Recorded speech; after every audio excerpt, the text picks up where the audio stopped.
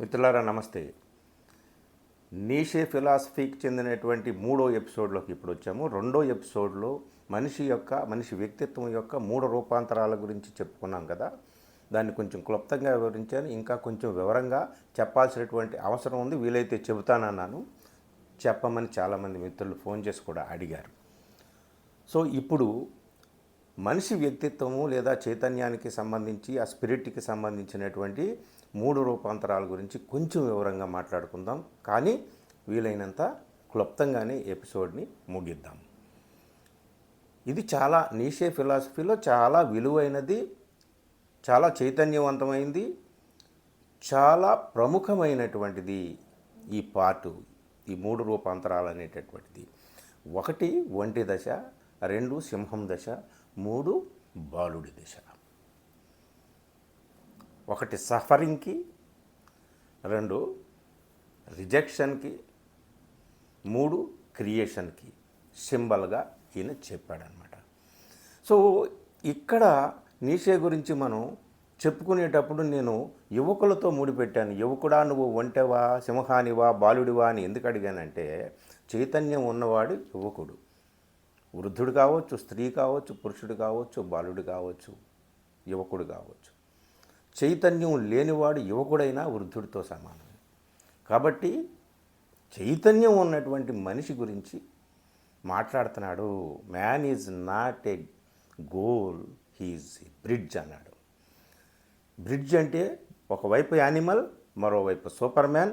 నువ్వు యానిమల్ వైపే ఉండిపోతావా, super man వైపు నడుస్తావా తేల్చుకోమన్నాడు. సో ఈ విషయం గురించి మనం కొంచెం వివరంగా మాట్లాడుకునేటప్పుడు రెండు మూడు విషయాలు ఇక్కడ మాట్లాడుకుందాం. ఒకటి ఏమిటి చెప్పాడంటే, బీయింగ్ హిజ్ బికమింగ్ అన్నాడు మనిషి గురించి. అలాగే you must be ready to burn the flame in your self. నీలో ఉన్న అగ్ని మండించాలి నీకు నువ్వే. అసలు నీకు నువ్వే దగ్ధం కాకపోతే నువ్వు కొత్తగా ఎలా ఉదయిస్తావు? How could you become a new before you have not become first Ashes.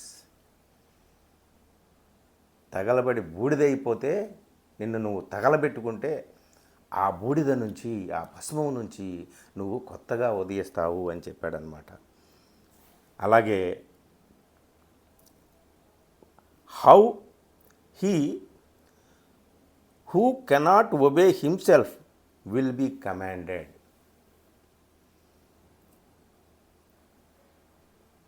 తనను చూడండి, he who cannot obey himself, తన గురించి తాను అర్థం చేసుకోకుండా, తనను తాను ఆజ్ఞాపించుకోకుండా అలాగ శిరసు వంచి ఉన్నవాడు ఇతరుల చేత ఆజ్ఞాపించబడతాడు, కమాండ్ చేయబడతాడు. ఇట్లాంటివన్నీ కూడా కొన్ని చాలా విలువైనటువంటివి ఆయన మాటలు ఉన్నాయి. ఆ మాటల యొక్క సారం ఏమిటి అనేటటువంటిది ఇప్పుడు చూద్దాము. ఒంటె గురించి, ఒంటె స్థితిలో ఉన్నాడు మనిషి. మిత్రులారా, మనం ప్రతిసారి కూడా చెప్పుకుంటాం, ఆయన చర్చి వాతావరణంలో పెరిగాడు కాబట్టి ఆయన దృష్టిలో క్రైస్తవ మతము, ఆ మతంలో ఉన్నటువంటి నైతిక ఆజ్ఞలు, ఆదేశాలు, 10 commandments, thou shall not do this, thou shall not do that అనేటటువంటివి చాలా ఉన్నాయి కదా. అవన్నీ కూడా ఒంటె స్థితిలో ఉన్నటువంటి మనిషి ఆ నైతికమైనటువంటి, దైవికమైనటువంటి, మతపరమైనటువంటి ఆజ్ఞలు, ఆదేశాలు ఏవైతే ఉన్నాయో వాటిని శిరసావహించడమే నేర్చుకున్నాడు. ఒంటె దశ అని ఎందుకు అంటున్నాడంటే, ఇప్పటికీ కూడా మనిషి నువ్వు ఒంటెగానే ఉన్నావు అని ఎందుకు చెప్తున్నాడంటే నీషే, ఇందులో రెండు రకాలైనటువంటి అదుపాజ్ఞల్లో మనిషి ఉన్నాడు. ఒకటి దైవికమైనటువంటి అదుపాజ్ఞలు, ఆ దేవుడు కేంద్రంగా ఉన్నటువంటి నైతికత, విలువలు, ఆదేశాలు, ఆజ్ఞలు ఏవైతే ఉన్నాయో వాటికి సంబంధించినటువంటివి. అదొక భారం, అదొక బరువు. ఒంటె దేనికి ఎంత బరువు వేసినా, ఎడారిలో ఎంత దూరం నడిపించినా, ఎన్ని కొండలు ఎక్కించినా అది అలాగ కిమ్మనకుండా, మాట్లాడకుండా ఇంకా ఇంకా ఇంకా ఇంకా వేయండి బరువు అని చెప్పుకుంటూ పోతుందే తప్ప నో అని చెప్పడం ఒంటెకి తెలియదు కదా. సో ఇక్కడ రెండు రకాలైనటువంటి ఒంటెను, ఆ దశను మనిషిలో ఉన్నటువంటి ఈ ప్రస్తుత ఒంటె దశ గురించి చెప్తూ ఆయన ఎందుకు చెప్పాడంటే, ఒక మాటలో 100 మాటలు ఉన్నాయని చెప్తున్నాం కదా, వివరించి చెప్పుకోవాలి. సో దేవుడు కేంద్రంగా ఉన్నటువంటి ఈ అదుపాజ్ఞలు, ఆదేశాలు, విలువలు, నైతికత, ఇవన్నీ ఏవైతే ఉన్నాయో, నువ్వు ఇలాగే చేయాలి, నువ్వు ఇలా చేయకూడదు అనేవి ఏవైతే ఉన్నాయో, ఆ కమాండ్మెంట్స్, వాటికి లొంగిపోయి ఉండడం, నో చెప్పకపోవడం. ఇంకొకటి లౌకికమైనటువంటి, సామాజికమైనటువంటి బరువు, బాధ్యత. ఇది ఒక పురుషుడు కావచ్చు, ఒక స్త్రీ కావచ్చు, బాలుడు కావచ్చు, యువకుడు కావచ్చు, ఉద్యోగి కావచ్చు, విద్యార్థి కావచ్చు, పంట పొలాల్లో పనిచేసుకునే కూలీ కావచ్చు, కర్మాగారాల్లో పనిచేసేటటువంటి కార్మికుడు కావచ్చు. ఎవరికి వాళ్ళు ఇది నీ పూర్వజన్మ సుకృతం, ఇది నువ్వు ఈ ఆదేశాలు పాటించాలి, ఈ ఆజ్ఞలు పాటించాలి, ఇది నీ ధర్మము, ఇది నీ కర్తవ్యము, ఇది నీ బాధ్యత అని నీ మీద అలా బరువును వేస్తే నువ్వు అలాగా ఓకే, జీ హుజూర్, ఎస్ యువర్ ఆనర్ అనుకుంటూ అలాగా సాగిపోవడం అన్నమాట. అది ఒంటె స్థితి అంటే అది. ఈ రెండు దైవికమైన, సామాజికమైన బరువులు కిమ్మనకుండా మోయడం అనేటటువంటి స్థితి. సో ఆ స్థితి నుంచి ఆ ఒంటె మోసి మోసి మోసి ఎడారిలో ఒక్కసారిగా కొనాలి ఆ ఇసుకలో కూరుకుపోతే, ఇక తప్పని స్థితి వచ్చినప్పుడు అదిగో అక్కడ నుంచి సింహం అనేటటువంటిది ఆవిర్భవిస్తుంది. సింహం దేనికి ప్రతీక? సింహం తిరస్కారానికి ప్రతీక. తనకు తానే రాజు, మరొకడి యొక్క ఆజ్ఞలు కానీ మరొకడి యొక్క ఆదేశాలు కానీ పాటించేటటువంటిది కాదు సింహము. సో నువ్వు ఒంటె దశ నుంచి సింహం దశకు వెళ్ళినప్పుడు నువ్వు తప్పనిసరిగా నో చెప్తావు అన్నమాట. నో, మీ ఆదేశాలు నేను వినను, మీరు చెప్పినటువంటి నైతిక విలువలు అనేటటువంటివి నేను పాటించను. ప్రీ ఎగ్జిస్టింగ్ ట్రెడిషన్స్ ఏవైతే ఉన్నాయో, ప్రీ ఎగ్జిస్టింగ్ వాల్యూస్ ఏవైతే ఉన్నాయో, వాటిని అన్నిటినీ కూడా తిరస్కరించడం అన్నమాట. డిస్ట్రక్షన్, నిర్మూలించడం, కూలదోయడం, ధిక్కారం, తిరస్కారం, దానికి ప్రతీక సింహం.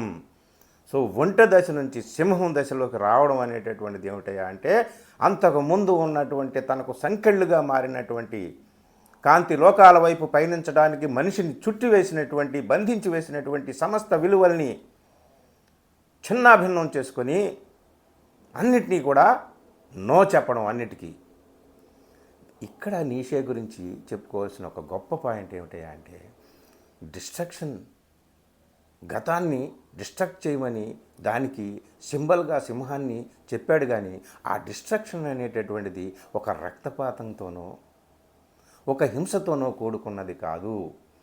సింహం హోలీ నో చెప్తుంది అన్నాడు. సాక్రెడ్ నో అంటే పవిత్రమైన తిరస్కారం. అది నీషే ఎప్పుడు కూడా చూడండి, మొత్తం నీషే బోధనల్లో కానీ ఆయన తాత్విక చింతనల్లో ఎక్కడా హింస ఉండదు, రక్తపాతం ఉండదు. రాంగ్గా అర్థం చేసుకొని ఈ ప్రపంచాన్ని రక్తపు మడుగుల్లో ముంచినటువంటి నియంతలు పుట్టారు. కానీ నీషే ఎక్కడా కూడా శాంతి గురించే మాట్లాడాడు, శాంతియుతమైన మార్గం గురించే మాట్లాడాడు, క్రియేషన్ గురించి మాట్లాడాడు, సృజనాత్మకత వైపు మాట్లాడాడు. నిజమైనటువంటి సృజనకారుడే సూపర్ మ్యాన్ అని చెప్పాడు. సో ఇక్కడ రెండవ దశ సింహం తిరస్కార దశకు వచ్చింది. సమస్త విలువల్ని ఏవైతే తనకు అడ్డంకిగా ఉన్నాయో వాటిని అన్నిటినీ కూడా ధిక్కరించేటటువంటి స్థితిని సింహం స్థితి.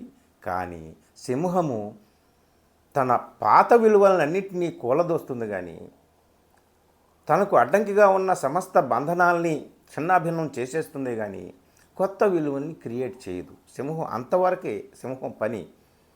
అక్కడ నుంచి మూడో దశకు వెళ్ళాలన్నమాట. ఆ మూడో దశ ఏమిటయా అంటే, ఇక్కడే అందరూ కూడా పొరపాటు పడుతున్నారు చాలామంది. బాలుడు అన్నాడేంటి, మూడో దశని బాలుడితో పోల్చాడేమిటి?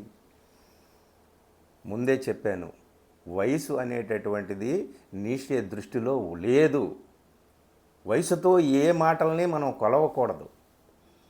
బాలుడు అనేటటువంటి వాడు చూడండి,